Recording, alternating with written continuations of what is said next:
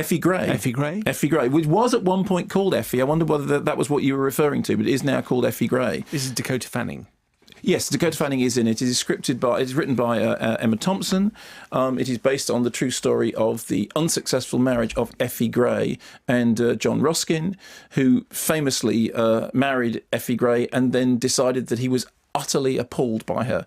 The story is the film was held up for quite a while because there are a number of unfounded plagiarism suits, all of which have now been sorted out, and there were, court cases, blah, blah, blah. So we're finally getting this. It's been around for a while. In fact, when we talked to Emma Thompson about Saving Mr. Banks, almost this time last year, I think it was having to ask, what's happening with it. She said it's all in the hands of the lawyers. Anyway, now we finally get to see it, and it is, as I said, it is the story of John Ruskin and Effie Gray, and Emma Thompson herself makes an appearance as the sympathetic ear. Here's a clip.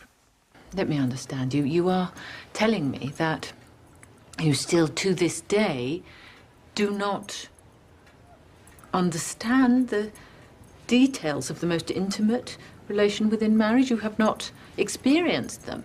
He has never so much as touched me. Never made me his wife. Because he was disgusted with my body that first evening. After that, he said we should wait until I was 25. By then, he said that I professed such a dislike for him that it would be a sin. And an even further sin to have children. Because I was wicked.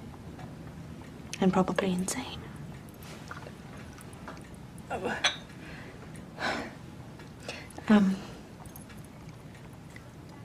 And he has never, after that moment, sought relations?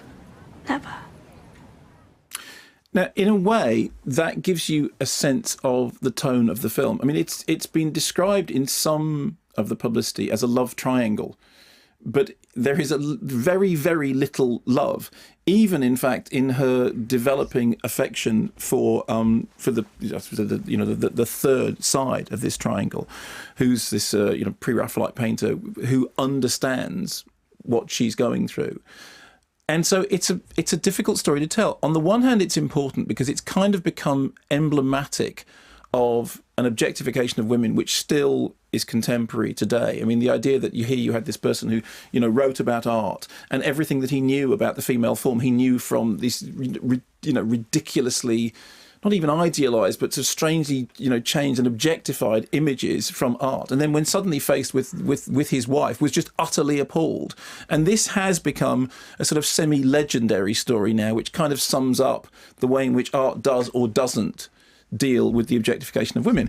And it's an important story and it's an interesting story. What it isn't is a story which is thrillingly engaging on an emotional level. I mean, essentially, it is the story of a non-relationship, of a marriage which is defined almost entirely by the characters being utterly alienated. And even, as I said, in the kind of the third side of that triangle, even in the fact that she does start to find some sort of recompense from all of this by developing at least an intellectual relationship with John Everett Millais, which will go on to become more than that.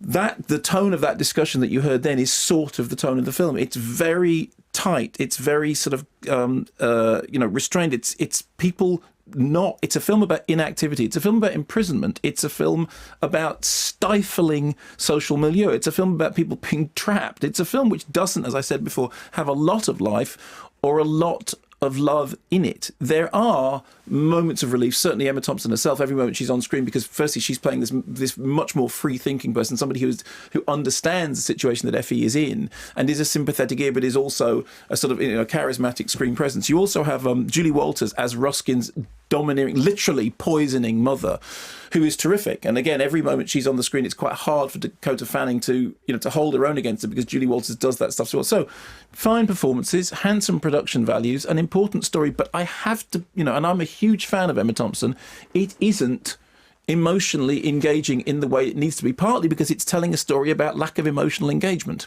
Can I ask a question, which you might just say, Yes. Let's not answer it. Go ahead. Why is John Ruskin revolted? Is it him or is it her? Or well, it's him. It's utterly him. And as I said, the standardly accepted story. I mean, obviously there are different versions of this. Is that he was appalled by the reality of the female form, having grown up in this kind of atmosphere of watching sculptures and paintings. That when actually confronted with a woman, he was just completely horrified. And the film doesn't.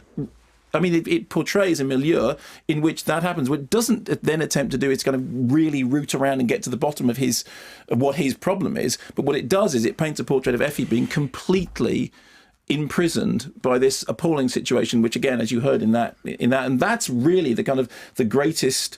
That's what counts for an emotional climax, because it's all to do with things being restrained. It's all to do with Hugh Grant was talking about things like Remains of the Day, that similar sort of sense of small things signifying big things. The difference is it's very hard to get emotionally engaged in it when at the centre of it you have this suffocatingly airless non-relationship.